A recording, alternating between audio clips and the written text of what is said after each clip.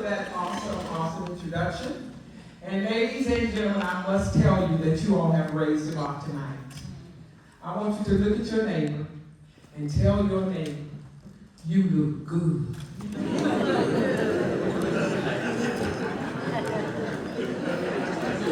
It's been a long time since I put a down like this. I feel pretty cute with something like that. Thank you. So I'm going to give you all a little backstory. I visited Life Church on Sunday, September the 28th. And after service, Liz came to me and she said to me, I felt led to introduce myself. And of course, I was excited. Y'all know why? Because we all love attention, am I right? So we chatted a little bit, and then of course we exchanged business cards, and we went our separate ways. I returned back that Wednesday night to Bible study. And guess what? After service again, Liz and I, we chatted. And Liz said to me, I researched you. And she said, when I saw that you were a public speaker, I told Melina about you. And she said, Melina asked me if she thought that you might want to be a speaker at the upcoming Veterans Ball. Well, of course, I don't think I have to tell y'all what I said. But without hesitation, I said yes to the call. And I bring that up because opportunity does not always knock twice. How do y'all believe that? A similar opportunity may come your way, but that one opportunity is gone. It's gone. So, if I do not say yes, or you do not say yes to opportunity, what happens is we fail God. Y'all agree? Because He gave us that open door. And, of course, we fail those people who are already standing waiting for us to show up. Y'all agree? Right? So, I want to encourage all of you that when the door of opportunity opens, just say yes. Worry about the how later. Just say yes. So, having said that, I must say to Melina, thank you, sweetheart, for following your heart and answering the call and giving me this opportunity to be before each of you tonight. Y'all can clap right there. Everybody's part of my spirit. But at any rate, I guess some of you are wondering what inspired me to enlist in the military. I heard some amazing stories, and everything I heard, or many of them that I heard, I'm like, okay, I'm right in the line with it. But at the age of 17, I was sick and tired of the school rules. I was tired of the church rules. And I was tired of the house rules. How many of y'all believe that? And I wanted to live life on my own terms. So I invested in an apartment. But I discovered very quickly that the financial responsibility that went with being on my own, I wasn't ready for it. So how many of y'all know what I did? I joined the military. I knew that the military would give me food, clothes, shelter, and a paycheck. How do y'all relate to that? So I had it covered. I had it covered. But when I got to basic training, y'all, I learned that the military had rules too. But by the time I figured that one out, I was in too deep to retreat. So I had to persevere. But I want you to know that Liz said it in my bio. She said that I am a proud U.S. veteran. And I am a retired corrections lieutenant after 29 years of service. But what I want you to know is that I stand before you today not just because I served my country, But I stand before you today because I continuously serve. It's an ongoing journey. I serve through leadership, I serve my community, and most importantly, ladies and gentlemen, I serve with purpose. How many of y'all can relate to that? The military taught me a lot of things. The military, it taught me disciplines. It gave me structure. And the military showed me how to organize with precision.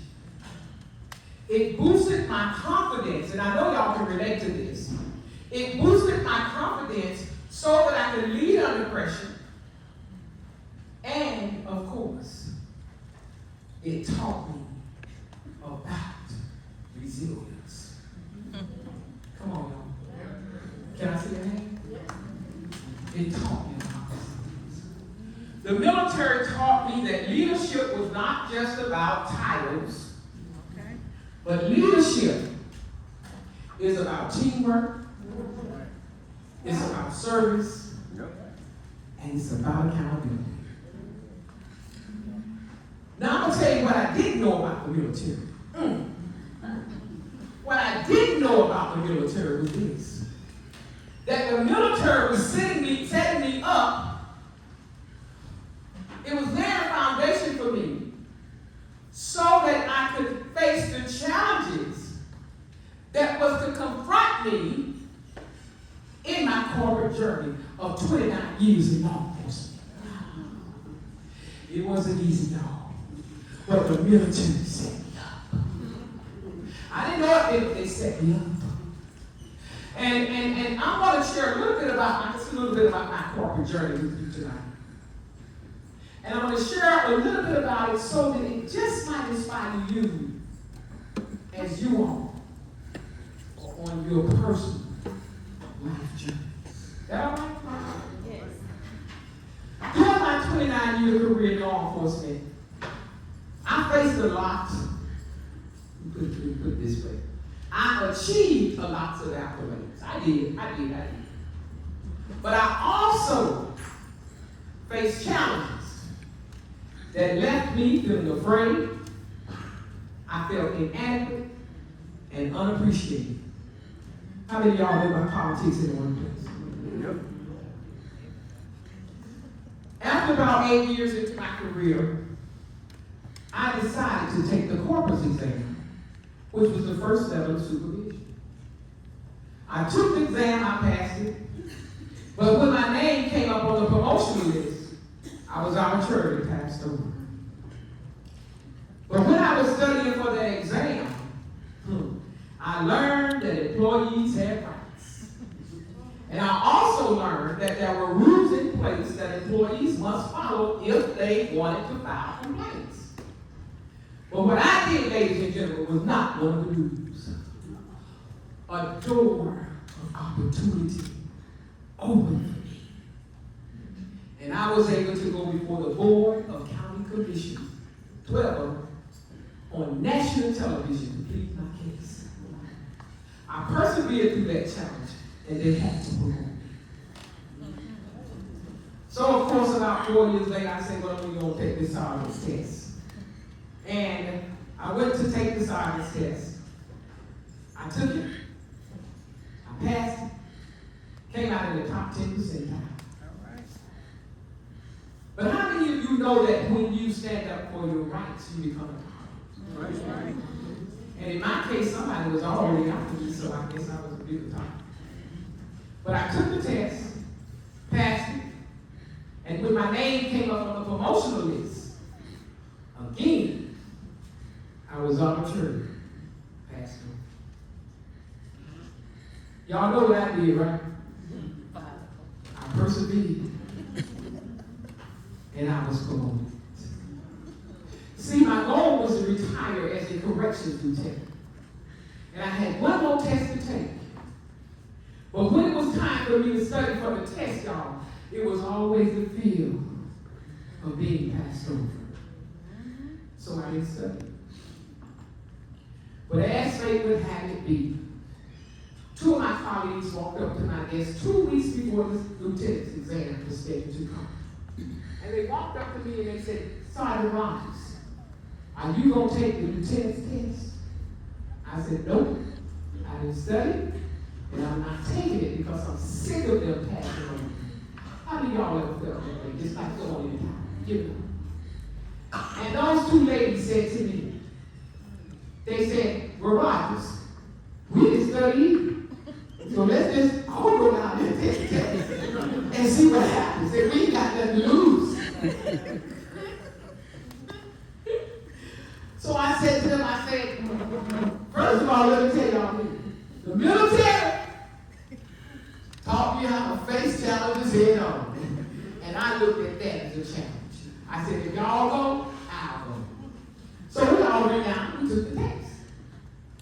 And about 3 weeks later, I had to go down to the administration office to deal with something. Wasn't thinking about the test scores, wasn't thinking about the test, because I hadn't studied for the test. And when you don't study, you flunk the test. They just don't put your name on the list. So I wasn't thinking about that. So I went into headquarters, and when I went into headquarters, one of the administrators ran up to me at the door and she said, Sergeant Rogers, congratulations. I'm like, congratulations for what? Congratulations for what? She grabbed me by my hand, she walked me to the bulletin board, and she pointed at the bulletin board at the test scores for the lieutenants. And she said, you're number 5 out of 78 people. Wow.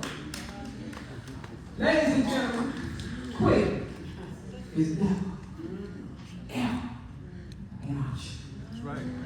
And what had I not said yes to that challenge that they gave me? And I think about that so many days in my life, even now, I walk into my house and I say, what if? But God had a realm in the bush. And I want you all to know, you can go ahead and clap. I want you all to know that if they thought, I'm going in on this one. My question to you all is this. Did they think that they was going to hold me down and pass me on for those promotions? I've been in the military. No. For years, ladies and gentlemen, I supervised male inmates who had 200-pound biceps and pumped iron here.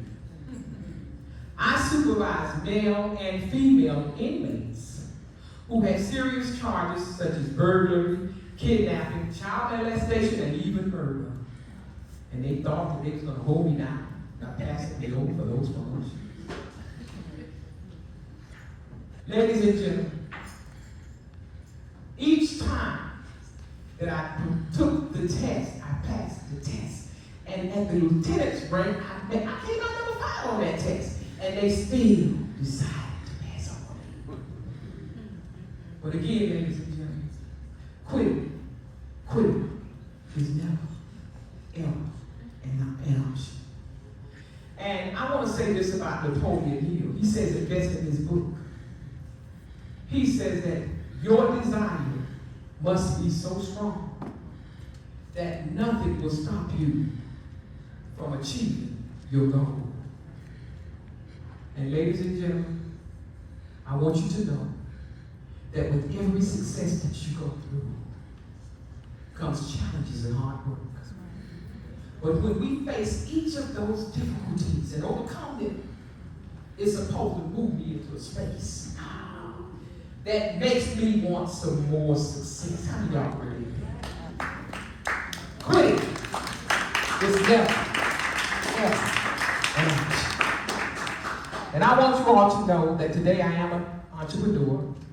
And the name of my company, believe it or not, is Unity in Service, where people need people. And I opened this business back in 2012. I wasn't thinking about the military. It's just that it has been instilled in me that nothing that we do will work unless other people are involved. How many of y'all agree? Nothing. People need people. And I want you all to know that I retired in 2016, a corrections lieutenant from Miami-Dade County Department of correction. And y'all can go back and tell me. And I want you all to know that the Florida retirement system pays me 6-figure salary, plus a 3% increase annually for the rest of my life. Quitting is never, ever an option. And I heard somebody say tonight about the paycheck. Ladies and gentlemen, I no longer work I don't serve, as they say, for a paycheck anymore. I serve because it's my calling. How many of you believe that? I serve because and I want to say to all of our veterans tonight,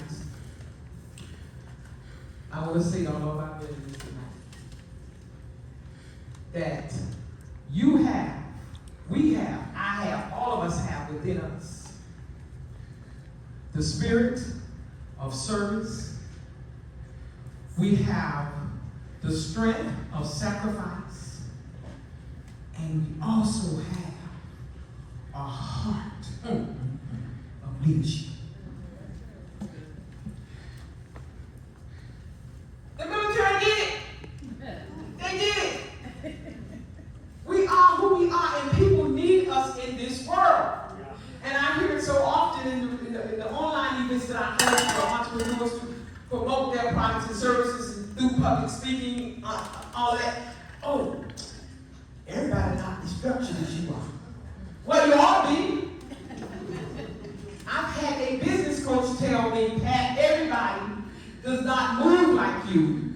You are very thorough. And I'm going in, y'all. I used to take offense to that stuff. Don't tell me about, I'm just doing everything the way it's supposed to be done, but not the way. And they telling me, because they drag their feet, they're not calling, returning phone calls, they're not answering phone calls, they're not showing up at meetings like they're supposed to. You don't know right now what you do. But all reality, we are leaders. And trust me when I tell y'all those aside.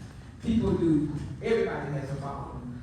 And I do have a following. And you know what? Those few people, whoever God has put in my path for me to lead them. Y'all stand up. I got followers tonight. Stand up. I'll show you what followers are. Stand up. Followers, stand up. Followers, when we online, we talk about people got 50,000 and 60,000 followers. But when they're selling their products and services, how many of those people are really lying? My point is, it's a follower, a true follower, they're going to follow you wherever you go. We just hosted an event at the hotel at Doubletree. And I had about 10, 15 people that flew in who had never met me before, just came to my events online, and we met for the first time. Who does that? Followers. That's my story. So with that, ladies and gentlemen, I just want to say to you, thank you so much for allowing me to share tonight.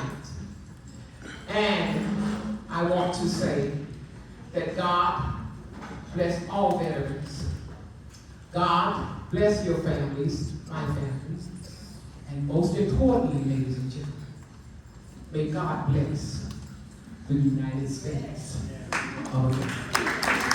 I'm Dr. Patricia Rogers, and I am a proud veteran of the U.S. Army and the CEO of Unity in Service, where people need people